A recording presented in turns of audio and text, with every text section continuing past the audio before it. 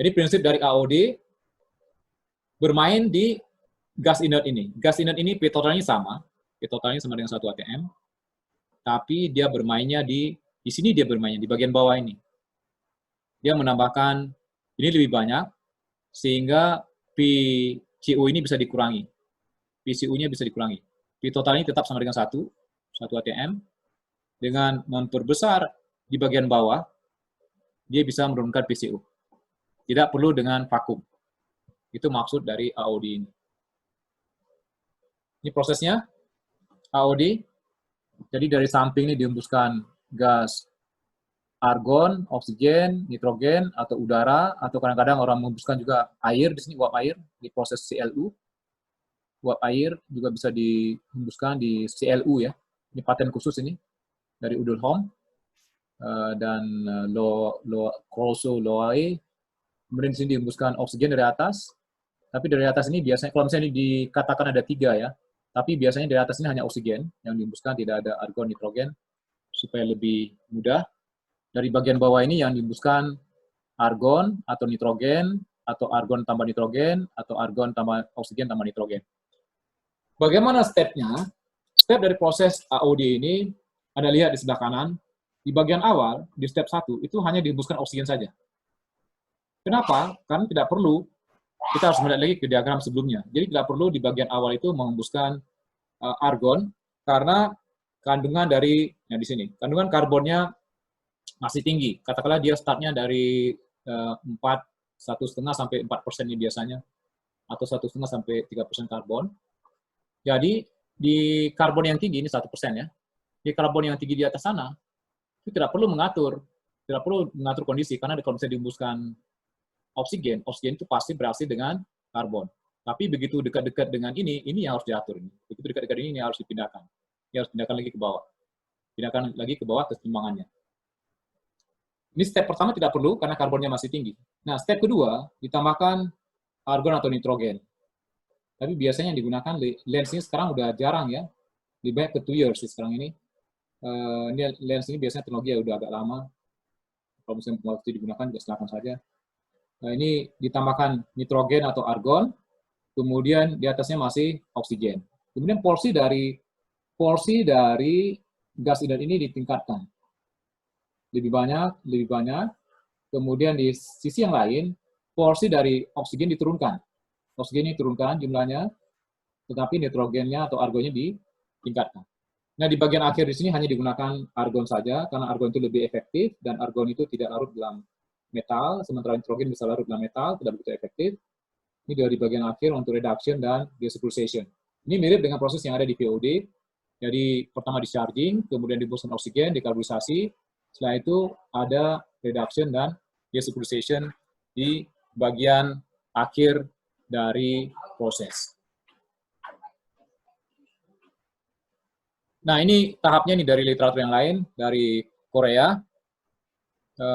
Jadi di bagian di sini, kalau misalnya kita lihat tahap yang pertama di sini ya.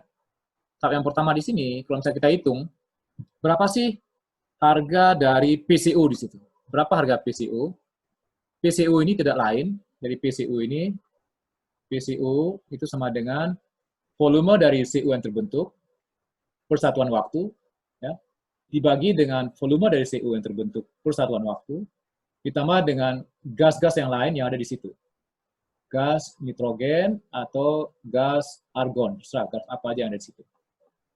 Nah, kita asumsikan, untuk menghitung ini, kita asumsikan saja bahwa oksigen yang kita hembuskan, itu semua akan bereaksi dengan karbon, membentuk gas CU. Artinya, setengah mol atau 1 mol oksigen, itu akan menghasilkan, oh ini salah nih saya ngitungnya ini. Salah saya ngitungnya. Tapi nggak apa-apa. Sama-sama. Menghasilkan 2 mol CU. Oke? Atau 1 mol ini kan berbanding lurus dengan volume. Atau 1 liter oksigen itu akan menghasilkan 2 liter CU. Oke? Nah, kemudian di sini ada jumlah oksigen yang dihembuskan dalam satuan normal meter kubik per menit. Di bagian bawahnya ada inert gas flow rate. baik nitrogen maupun argon. Ya, di bagian awal biasanya ditambahkan nitrogen karena dia juga tidak begitu bermasalah terhadap proses. Ya, bagian akhir baru ditambahkan argon di sini. Ini sudah menjadi umum ini karena argon itu lebih murah, lebih mahal dibandingkan dengan nitrogen. Jadi bagian awal tambahkan nitrogen, bagian akhir baru tambahkan argon. Jadi untuk menghitungnya, kita bisa lihat di sini, ini jumlah dari gas yang dihembuskan, dari top lens, ini top lens ya, di bagian bawah Anda lihat tidak ada ini, tidak ada oksigen di bagian bawah ini, tidak ada. Tuyers dari bawah nggak ada, hanya dari top saja, itu lebih gampang. Top lens-nya oksigennya 100, kemudian dari tuyers-nya 20, totalnya ada 120. 120, jumlah CO yang dihasilkan adalah 2 kali 120. Ya, ini tidak lain adalah volume dari CO-nya. Kemudian ini juga sama, volume dari CO. Kemudian nitrogen yang dihasilkan 25. Ini 25 ini nitrogen. Sehingga kalau misalnya dihitung, dikali dengan 1 atm, ini 0,9 atm. Jadi di tahap pertama ini, dia sudah ngatur PCO-nya sama dengan 0,9 atm. Kemudian di tahap berikutnya, ini juga terlihat di sini ya, rasio dari oksigen dibandingkan dengan inert gas, ini juga bisa dijadikan sebagai patokan. Kemudian di tahap kedua ini, PCO-nya diturunkan ke 0,8. Tahap ketiga ini diturunkan ke 0,75. Tahap yang keempat ini diturunkan ke 0,4. Ya. Jadi garis yang tadinya ada di bagian atas, yang tadinya hubungan antara kromium dengan karbon yang tadinya ada di bagian atas begini, itu bisa turun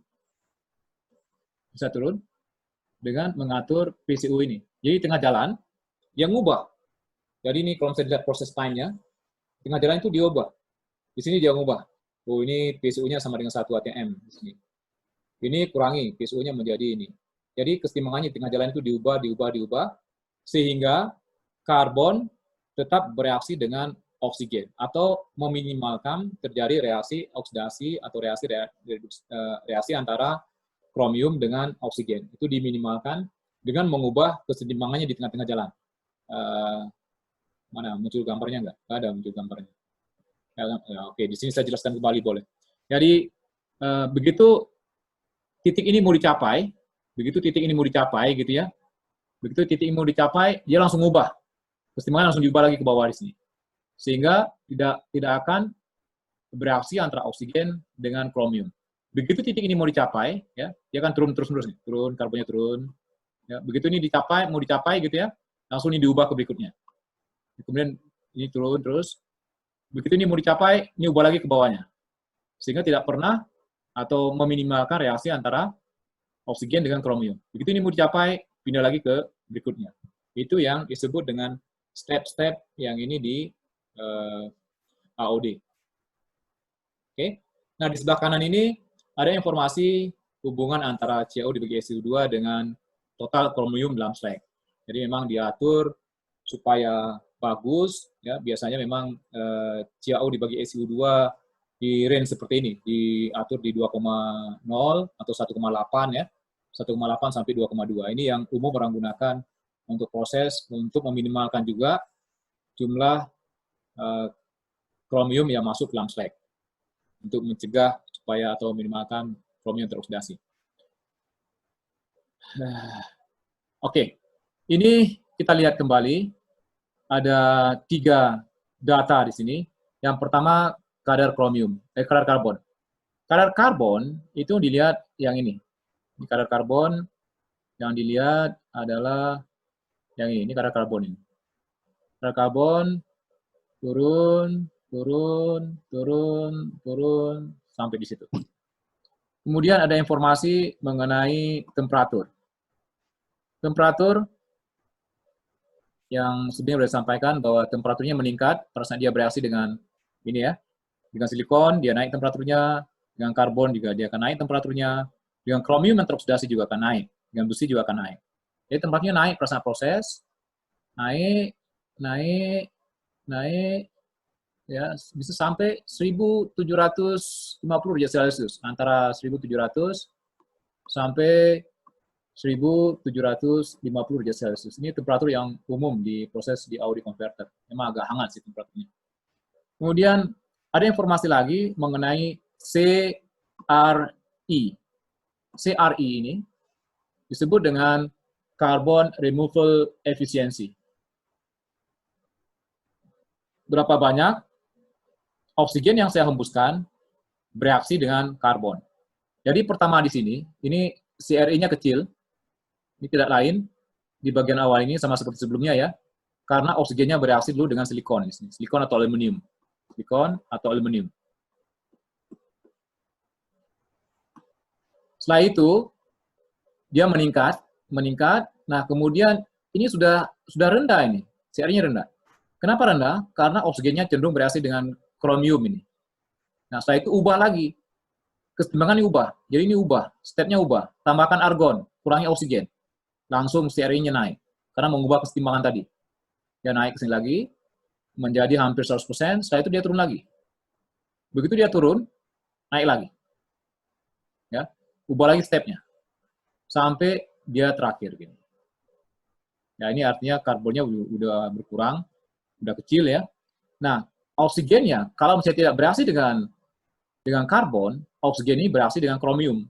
Di bagian akhir proses, itu jumlah kromium yang teroksidasi itu bisa sekitar 1-2%. 1-2%, kromiumnya itu hilang. Jadi karbonnya kalau misalnya kita katakan mulai dari tadi berapa 1,5 sampai 3% karbonnya ya, ini juga akan hilang, itu akan menjadi 0,03% di bagian akhir proses. Kromiumnya juga hilang 1-2%. Ini yang masuk dalam slag. Jadi garisnya, kalau misalnya kita lihat, garisnya itu selalu agak miring. Jadi garisnya itu selalu tidak tegak ini. Garis yang panah ini itu tidak tegak lurus. Dia selalu miring ke arah di mana kromiumnya itu akan terkonsumsi. Jadi kalau misalnya kita awal mulainya di 18, ya di bagian akhir mungkin bisa tinggal 16 atau 17 ya. Ini kurang miring sih. Ini memang sengaja dibuat miring, bukan tidak sengaja. Ya, ini sebelah kanan juga informasi yang tadi, kalau misalnya dihitung, ya, ini yang PCO-nya 0,86, 0,67, ini 0,4. Ini kita bisa tahu ini karbonnya turun, dari situ, kemudian ubah lagi stepnya, ya, kemudian selesai gitu. Tentu saja ini agak landai, karena jumlah oksigennya dihembuskan ini jadi lebih kecil. Begitu oksigennya dihembuskan lebih kecil, tentu saja laju dari proses dekarbonisasi ini akan lebih sedikit kurang dibandingkan dengan di awal. Oke, kemudian temperatur ini naik, seperti itu. Kemudian informasi apa lagi nih? Ini kromiumnya turun ya, dari 18 sekian ke 17 sekian. Kemudian sini tambahkan red mix, ngambilkan kembali, tambahkan red mix di sini, red mix untuk mengambil kembali kromium yang ada dalam slag.